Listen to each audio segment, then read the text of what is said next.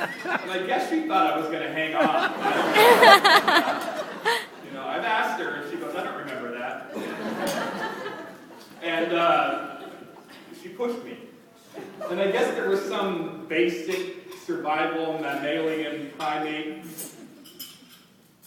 fire at the mouth of the cave against saber-toothed tigers thing going on, because apparently I did hang on a little bit,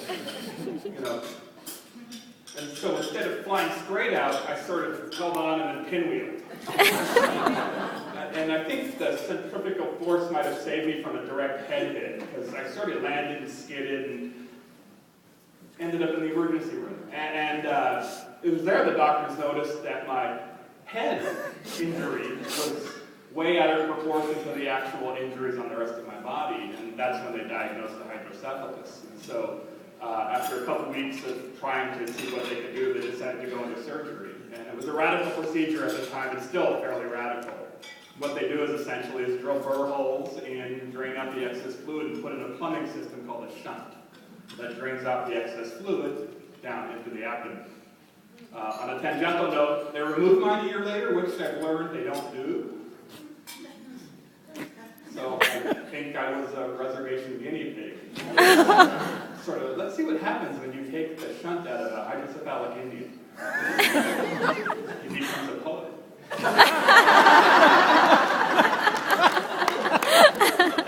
So how's that shunt working out for you, Sam?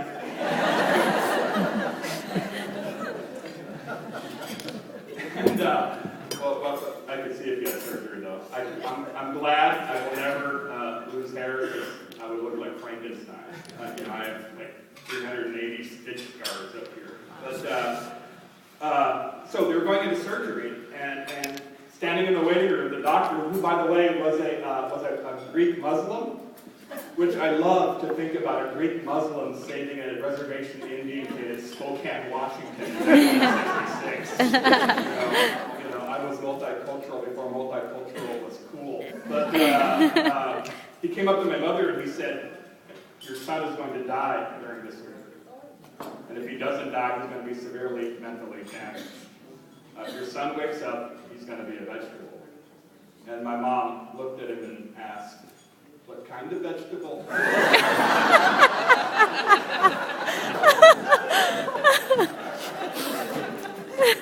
Well, the vegetable doesn't fall far from the tree. I wish I'd been there for that. I kind of was. But, so anyway, I survived the surgery, obviously. And I'm not severely mentally damaged. But I have moderate to minor things that are directly and indirectly the result of the surgery. First of all, my head is enormous. Okay, you can look at it. I'm aware of it.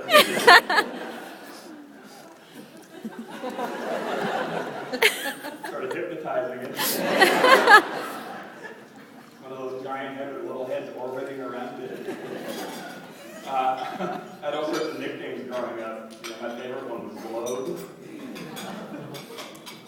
Someone would pick me up, spin me around, put their finger down on my head and say, "I want to go there."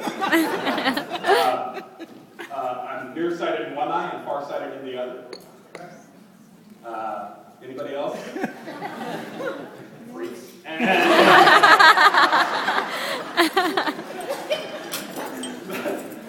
But the sad thing was, my eyes were very different. They're still very different. But the thing is, you didn't have these plastic microlight lenses now, like you do now, so they're thin.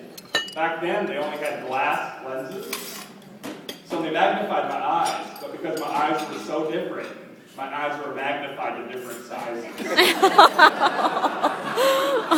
So this eye was about that big, and this eye was about this big.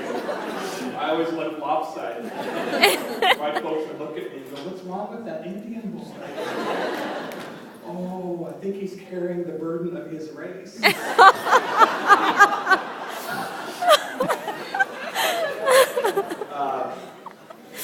I have speech impediments. I have a stutter, a stammer, and a lisp, which you can still hear.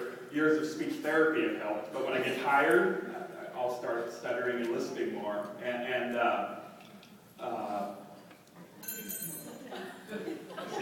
I'm tired, because last night was an adventure to get here. We took off from Seattle. We were actually getting ready to come in. They had announced that we were going to land in Sacramento, and then they came on a little later and said, well, folks, it looks like we're having a minor problem with the landing gear. Which is the understatement of all time. I don't think there can ever be such a thing as a minor problem with landing gear. They said, well, we have to go back to Seattle. And I'm thinking, they prefer us to crash in Seattle? It's at those moments that my seatmates don't really want to be next to a rider. Because I started running off a series of jokes about it. It's going to save them funeral fees.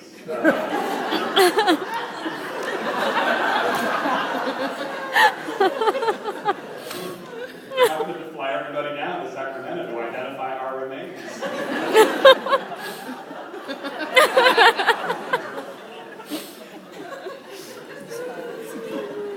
So we went back to Seattle, got on another plane, we came here. And I'm really flight phobic, so it took a lot for me to get on the second plane. But I knew I had to come here to talk to you and make you scared of flying. The power of storytelling. But, I had the speech impediments, and I had seizures. I had both kinds, grand mal and the teeth. It's funny to talk about seizures that way, though. How were your seizures, Sherman? They were grand.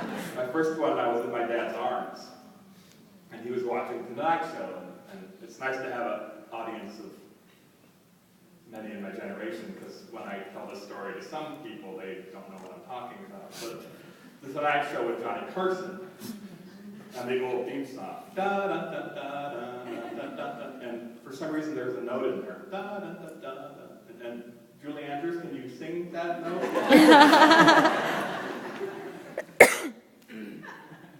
Golden drop of sun, that one. And whenever that note came, I seized after that. But that was the first time when I started sneezing, and my dad thought I was dancing. He was like, oh, my little war dancer, grand entry, yeah, yeah.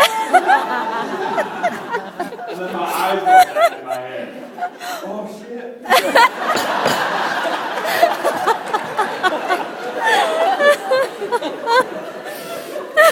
Lillian! So I was on Peter Barbertol, from the age of 1 year on until I was 7. I mean, Peter Barbertol is a major league drug. It's a serious anti-seizure medication. But the 3 major side effects of Peter Barbertol? Depression, insomnia, which are wonderful things to give to a poor reservation Indian. It's ad. The pill, trade name was Custer. And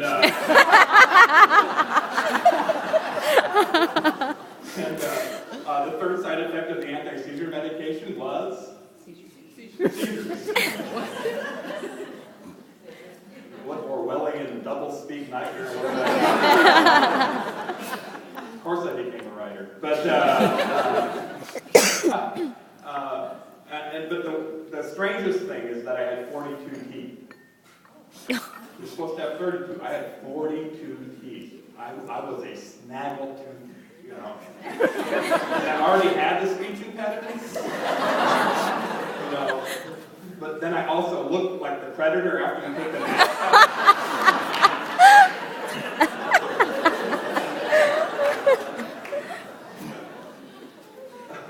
Now, Indian Health Service, for the glasses, you got glasses once a year. They only have that one kind, those really thick black ones that are so stylish now.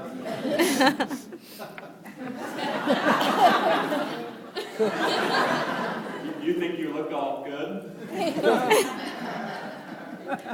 I think you look poor.